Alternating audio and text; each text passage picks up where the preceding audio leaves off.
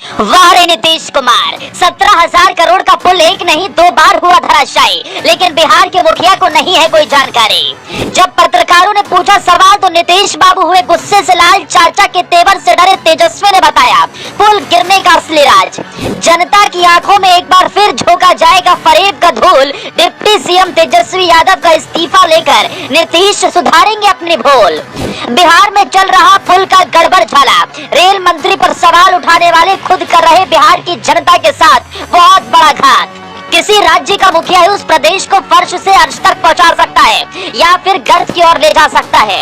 यदि उसकी दशा या दिशा ठीक नहीं हुई तो उस राज्य की जनता त्राहिमाम करेगी। फिलहाल ऐसी वानगी देश के गरीब प्रदेश कहे जाने वाले करीब 14 करोड़ की आबादी वाले बिहार में देखने को मिले, जहाँ की अव्यवस्था आपको चौंका देगी। चाहे वो रोजगार हो, शिक्षा या स्वास्थ्य, हर मामले में बिहार का है बुरा हाल।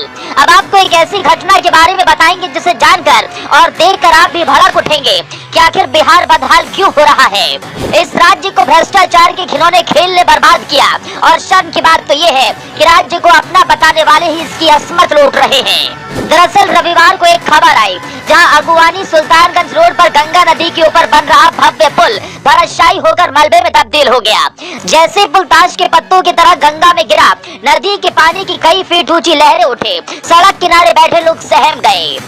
लेकिन चौंकाने वाली बात यह है कि ये पुल बिहार के मुखिया का ड्रीम प्रोजेक्ट कहा जाता है, जो एक नहीं 2 बार भ्रष्टाचार के दबाव में आकर ध्वस्त हुआ। और शर्म की बात तो ये है कि नीतीश बाबू को ये तक जानकारी नहीं कि उनके सपनों का पुल बना भी है नहीं।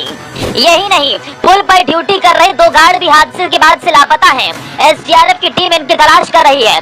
लापता लोगों के परिजनों का रो रो कर बुरा हाल है, उनकी दुनिया तबाह हो चुकी है।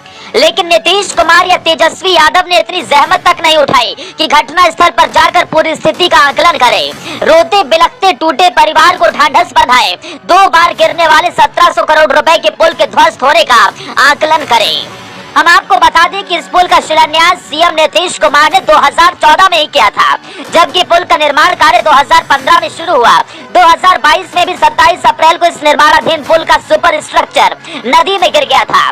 तेज आंधी और बारिश में करीब 100 फीट लंबा हिस्सा भर भराकर जमीन में गिर गया था। फिर दोबारा पुल का निर्माण कार्य शुरू हुआ। इस बार करीब 80% काम सुपर स्ट्रक्चर का पूरा हो गया था। इतना ही नहीं, अप्रोच रोड का काम भी 45% पूरा कर लिया गया। इस पुल को उत्तर और दक्षिण बिहार को जोड़ने वाली बिहार सरकार की महत्वाकांक्षी परियोजना माना जाता है। और बड़ी बात यह भी है कि हादसे का कारण अभी तक स्पष्ट नहीं हो पाया। इस महासेतु का निर्माण एसपी सिंगला कंपनी द्वारा किया जा रहा है। बता दें, भागलपुर जिले के सुल्तानगंज में बन रहा ये पुल खगड़िया और भागलपुर जिलों को जोड़ने के लिए बनाया जा रहा है, जो सरकार की नाकामियों, अधिकारियों की मनमानियों को दर्शा रहा है। इतना ही नहीं, एक तरफ नीतीश कुमार ये कह रहे हैं कि दोषियों को नहीं छोड़ेंगे, तो दूसरी तरफ उनके ही डिप्टी सीएम तेजस्वी यादव का कहना है कि ये पुल विशेषज्ञों की सलाह पर गिराया गया है। यानी बिहार के मुखिया और उप मुखिया के बयान इतनी बड़ी घटना को लेकर मेल नहीं खाते। दोनों की 2 रंग की बातें जनता भी खूब समझती है। अब इसका खामियाजा चाचा भतीजे को भुगतना पड़ेगा या नहीं, ये तो बिहार की जनता ही तय करेगी। लेकिन बिहार में घट रही इस तरीके की घटनाएं सरकार और नीतीश कुमार की खूब फजीहत करवा रही है और बीजेपी लगातार तेजस्वी यादव के इस्तीफे की मांग कर रही है। अब ऐसे में सुशासन बाबू के राज में फैले कुशासन से निजात कब मिलेगी, ये देखने वाली बात होगी। क्या नीतीश बाबू के भतीजे उनका इस्तीफा लेंगे या ऐसे ही बिहार के भ्रष्ट अधिकारी जनता को लूटेंगे?